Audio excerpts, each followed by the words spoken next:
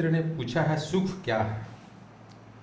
हर कोई सुख चाहता है, हर कोई सुख के पीछे में भाग रहा है। कोई अगर रुपया कमाना चाह रहा है तो उसके पीछे भी मकसद यही है कि वो सुखी हो जाए। ज़्यादा पैसा कमाना चाह रहा है कि पैसा कमा करके सब तरह का सुखी हो जाएगा। कोई पद में है, कोई एग्जीक्यूटिव इंजीनियर, कोई बिजनेस में है, कोई राजनीति में है, सभी का दौड़ सुख में है। लेकिन सुख आधी बात है।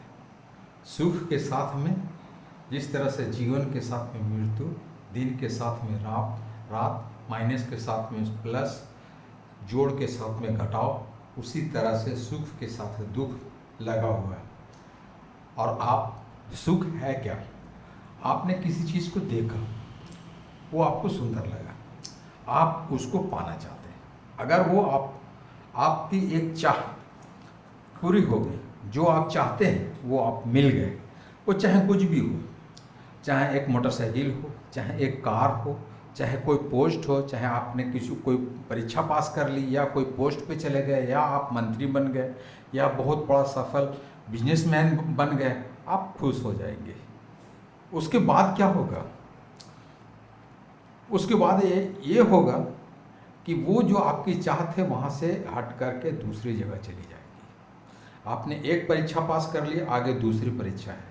आपने एक जगह सफल हो गए, आगे और भी सफलता है। ये अंतहीन सिलसिला है। तो आप सुख को समझिए। सुख के साथ दुख उसी तरह से है जैसे पेट के साथ में पीठ है। सुख के साथ में दुख लगा हुआ है। तब सुख कैसे पाए? सुख और दुख के बीच में टिक जाए। आप, सुख भी एक उत्तेजना है, आपको उत्तेजित करती है। आपने जो चाहा मिल गया, आपने अच्छे कपड़े चाहे, आपने कार चाहिए, आपने घर चाहा, आपने एक स्त्री को चाहा, आपने पद को चाहा, वो आपको मिल गया। और मिल जाने के बाद कुछ दिन तो आपको वो उत्तेजना रहेगी, सेंटिमेंट रहेगा कि हाँ मैंने ये चीज़ मिल गया। और कुछ दिनों के बाद, हो सकता है कि घंटों में, हो सकता है दिनों में, हो सकता है हफ्तों में, हो सकता है महीनों में, लेकिन वो सुख आपकी, वो जो क्षणिक उत्तेजना है, वो सदा एक जैसी नहीं रहेगी। वो आगे तुरंत दूसरी चाह हो जाएगी। फिर आपको दूसरा कुछ अच्छा लगेगा। ये मन का स्वभाव है कि जो इसके पास में होता है वो इसको अच्छा नहीं लगता है, जो नहीं है उसी को पाने के लिए दौड़ता है। ऐसा मन का स्वभाव है। तो सुख एक है कि आप पाएंगे तो कुछ दिन के लिए, आगे बाद वो आपकी जो चाह थी वो दूसरी जगह शिफ्ट हो जाएगी। फिर वो जब तक आप नहीं मिलते आप उसके पीछे दौड़ते रहेंगे।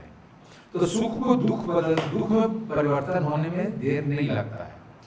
तब क्या करें? तब आपको बीच में रुकना होगा।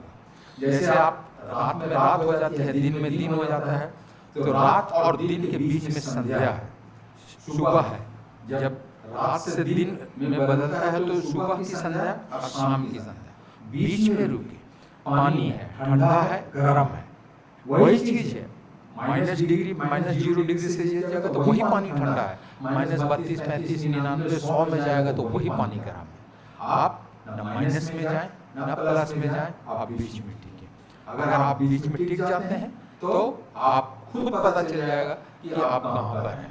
तो आपको सुख से और दुख से दोनों के बीच में आना होगा, सम करना होगा, जिसको गौतम बुद्ध कहते हैं मध्यम निकाय। अगर आप बीच में कहीं पर भी आप बीच में रुक जाते हैं, सुख की उत्तेजना से भी पार हो जाते हैं और दुख की उत्तेजना से भी पार हो जाते हैं।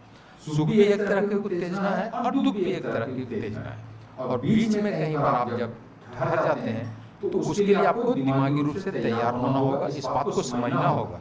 आपने कोई भी चीज को आपने सुख किया तो सबको कुछ न कुछ मिलता ही है। ऐसा नहीं है कि जो उसे चाह नहीं मिलता है, उसको अनुभव है। और ये भी अनुभव है कि उस एक वासना पूरी होने के बाद वो मन दूसरी तरफ में भागता है। तो उसको नियंत्रण में करना है।